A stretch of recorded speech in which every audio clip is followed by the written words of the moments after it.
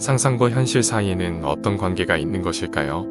상상과 현실이 일치하는 경험은 유명 인사들의 이야기에서만 나타나는 것이 아니라 우리 주변의 평범한 사람에게도 자주 나타납니다.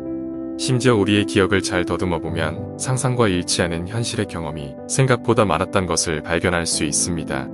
그래서 우리는 우리 자신의 경험을 통해서, 혹은 이웃의 경험을 통해서, 혹은 책을 통해서, 혹은 유명인사들의 이야기를 통해서 상상과 현실의 관계를 약간은 의심해 봅니다.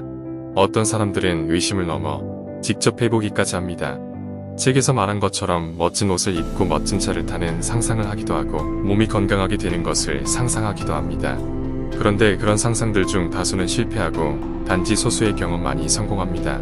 그때서야 정신이 번쩍 들면서 성공한 소수의 경험은 우연의 일치로만 생각하고 내가 무슨 짓을 했던 거지? 저런 허황된 이야기를 믿었다니? 라고 중얼거리면서 다시는 그런 이야기를 믿지 않겠다고 다짐합니다. 하지만 이런 실패의 경험을 통해 이 법칙을 다시는 믿지 않겠다고 말하는 사이 어디에선가 상상이 현실이 된 다른 이의 경험이 또 귓가에 달려옵니다. 잊을만 하면 한 번씩 그런 이야기가 귓가에 들리곤 합니다. 그때마다 귀가 번쩍 뜨이면서 어쩌면 나도 저 사람처럼 될 수 있었을지 모르는데 라는 생각으로 가슴 한쪽이 시립니다. 그리고 내가 모르는 무언가가 있는 것이 아닌가, 혹시 내가 저 사람처럼 방법을 바꾸면 이루어질 수 있는 것은 아닌가 생각하면서 이 법칙을 살며시 들여다봅니다. 법칙을 이해하게 될 때 자유를 얻는다. 우리가 하나의 법칙을 이해하면 그 이해만큼 법칙으로부터 자유를 얻습니다. 우리는 과거에 꿈도 꾸지 못했던 물질적인 자유를 누리고 있습니다. 물을 냉각시키는 원리를 이용해 한여름에도 얼음을 만들어 먹을 수도 있고, 열을 내는 원리를 이용해 한겨울에도 따뜻하게 지낼 수도 있습니다. 가고 싶은 곳이 있다면 순식간에 그곳에 도착할 수 있는 운송수단들도 발명됐습니다. 정말 편리한 세상이 되었습니다. 그건 모두가 법칙의 이해에서 얻게 된 유익함입니다. 그런데 법칙이 일반화되기 전에는 소수만이 알고 있었을 것이고, 법칙이 주는 자유도 소수만이 누리게 됩니다.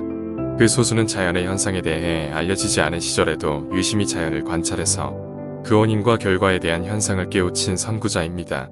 사람들은 그들을 신비한 눈길로 보면서 경애와 숭배의 대상으로 삼았겠지만 그들 역시 특별한 능력을 지닌 사람이 아닌 우리가 알지 못하던 법칙을 더 자세하게 관찰해 이해한 것에 불과했습니다.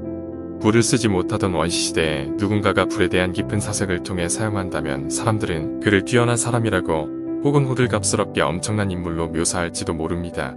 전기가 발견되지 않던 시절에 전기의 원리를 꿰뚫고 있는 사람이 있다면 사람들은 그를 마법사 혹은 마스터라고 부를지도 모릅니다. 마음에 관해서도 지금 설명한 것과 비슷한 현상이 일어납니다. 다만 다른 점이 있다면 마음에 대해서는 아직까지도 대중들에게 밝혀지지 않았다는 사실입니다.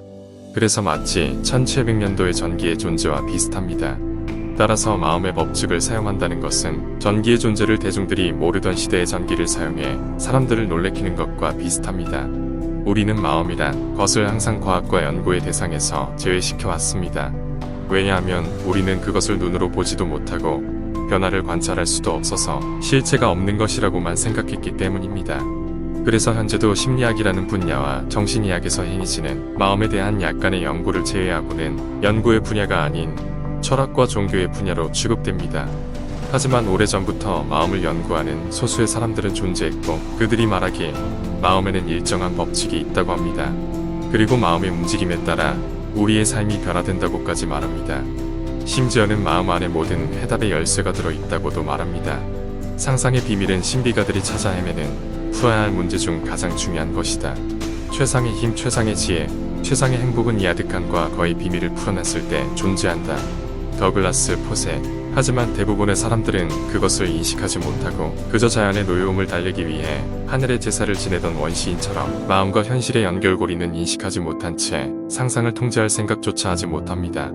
그리고 삶의 현상은 주어지는 대로 기쁜 상황이 주어질 때 기쁘게, 격한 상황이 주어질 때는 격한 감정으로 살아갑니다.